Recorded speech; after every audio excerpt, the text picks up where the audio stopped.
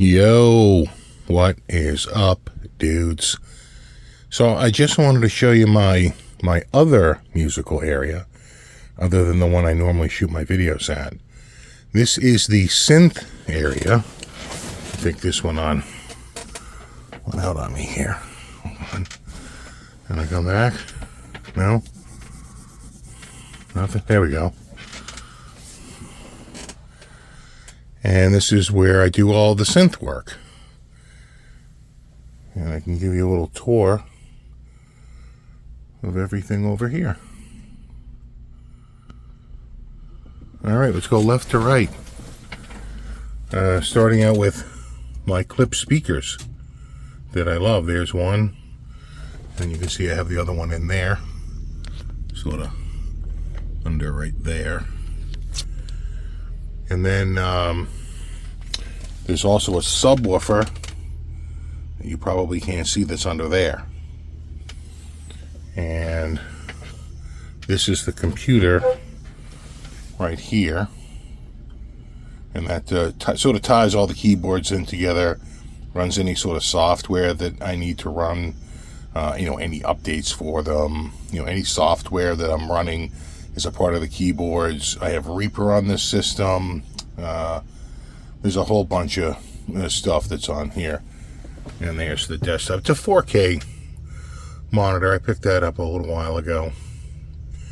And then there's the Hydrosynth. And the main thing about this is that it has the polyphonic aftertouch. And you'd be surprised how many of these programs will actually accept a polyphonic aftertouch. So it goes beyond just this one. It's the only keyboard I have with that. So I'm glad I have it. And it's been good. These are pretty cheap. It's like $5.99. Not bad for such a beast of a system. Here's the keyboard for the computer. I was using this Bluetooth one back here, but unfortunately the Bluetooth one doesn't really work when you're trying to get into the BIOS. So you need a direct plug-in or some radio one. So I had this one laying around, which I tried to use on my other computer, my music computer with the cameras, but the LEDs cause a lot of EMF interference and the buzz coming through my pickups. I was like, what the hell is that? It was this keyboard. And so I said, I can't use that over there. I'll use it over here where I don't have pickups that can, get that interference. So I haven't heard anything through the keyboards. So certainly it hasn't been an issue over here. These are the headphones I use like 99% of the time over here. Right there, the Neumann NDH20. Those are a gift and very much appreciated. They're a nice seal on the headphone. So with I don't know if you can hear, but the furnace is about to kick up. When the furnace is running, it really does help block out that, that fan noise. And here's the computer right there. Now, I built this a couple of years ago. I want to say in 2021. And it's an i5 10th gen i5, 32 gigs of RAM, a whole bunch of NVMe storage, and a giant 14 terabyte drive for large storage. And it's running I think a 2.5 gigabit, kind of a little bit like a server, but not too much. I mean, that 14 terabytes is the only thing that I'm really sharing out of it. So, like a quasi-server. And, it's been good. Not too expensive, and it works fine. So, 10400, I want to say. It's the lower wattage one. It's like a 65 watt. I wanted something that was going to be running all the time. I didn't want a lot of wattage running. Then over here we have the keyboards.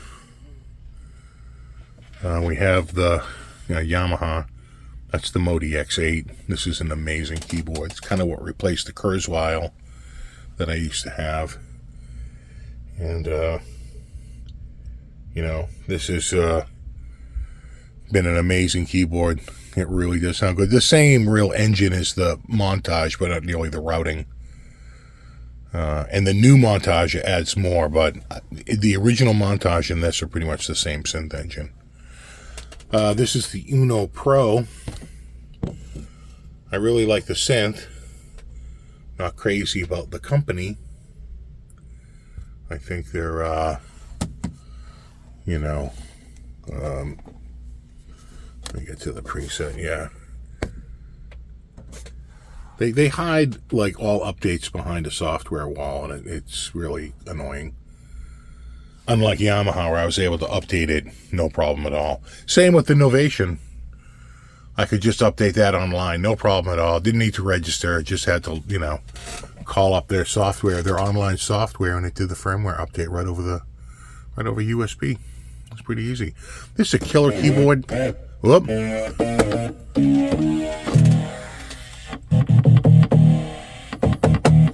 I got that synth going. Where's the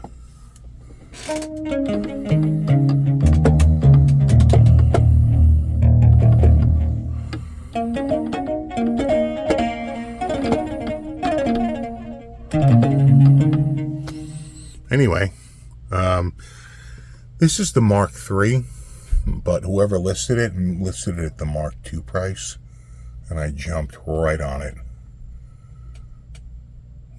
This has been a great, it's a controller. It doesn't do it more than controlling, but it can control a DAW. It's got faders and you know, triggers for, you know, Ableton. It can do all kinds of routing and, you know, setting up different layers and splits. Yeah, it's really good. And I got it so cheap. I can't see replacing it for what I paid for it. Another set of speakers up here. You see one there and one there. And they're all connected and working the subwoofers under there, along with a couple of pedals. And then this was a gift from Vola. Nice little lit sign, like a pretty cool. And then there's my little Amiga. And I do mean little. These keyboard doesn't work, but the mouse and the pad works, and I have it run up here to this up here. So if I use the D-pad, and see that I can move through the different games until you find one you like.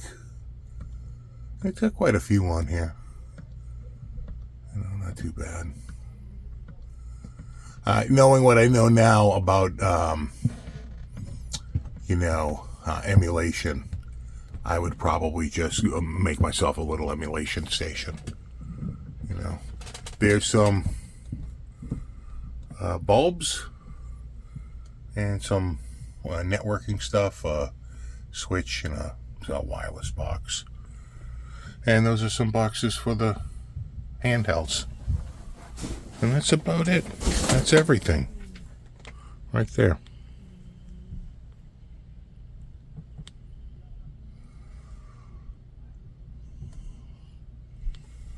Alright, dudes.